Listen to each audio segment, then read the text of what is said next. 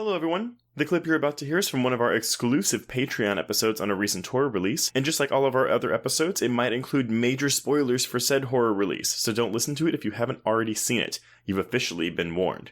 And if you'd like to hear the full episode, just head on over to patreon.com/horrorqueers and subscribe today.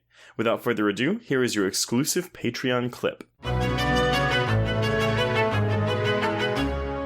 I actually did not hate this movie. Dare I say, I know. Look, this is a Meg 2 situation where having rewatched the original literally just like right before going to see this one in theaters, I put them next to each other. I walked out of this like, you know what? I had fun. Okay. Well, Trace, refresh people's memory because obviously, yes, folks, we do have a whole mini-sode where we rank the, at the time, entire Conjuring universe, film by film. And I believe, if I'm not mistaken, we both had The Nun at the bottom of our respective lists, did we not? Yeah, I think it was a race to the bottom between The Nun and Annabelle. Yeah. Now, I don't think this is an Annabelle creation style, like, improvement over the first film. Okay. I think it's messy. There's way too many characters. It does not need to be nearly 2 hours long. No.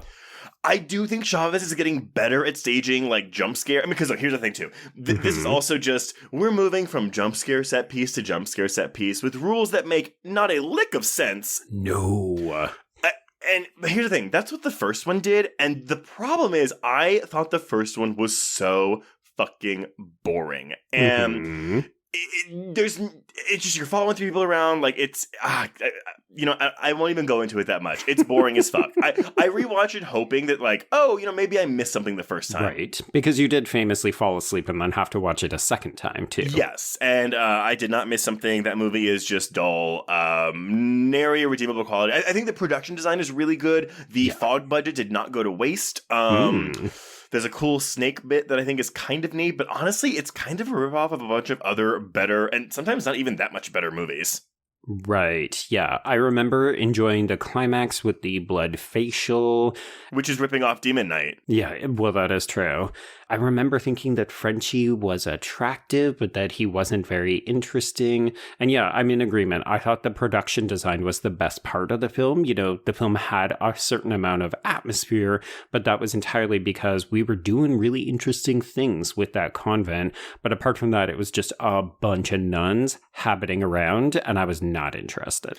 Yeah, I'm in agreement. So moving into this film, because The Nun had the highest grossing opening weekend of any film in the Conjuring franchise. It's also still the top grossing internationally. It's made like nearly $400 million worldwide. And that's the thing, though. It's because the nun as a character is so iconic in like culture.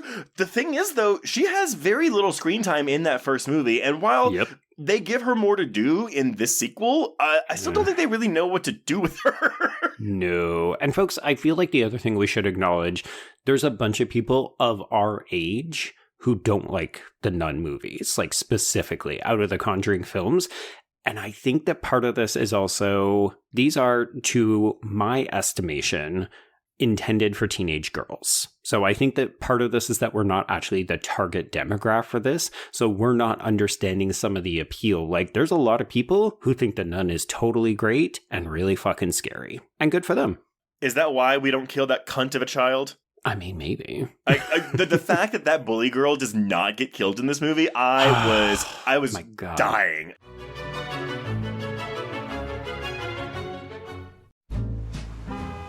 Atlas Avenue, a long stretch of road that encompasses everything the city of Kennett Heights has to offer. Neon lights, traffic, crime, the hustle and bustle of everyday life, and the craziest of characters.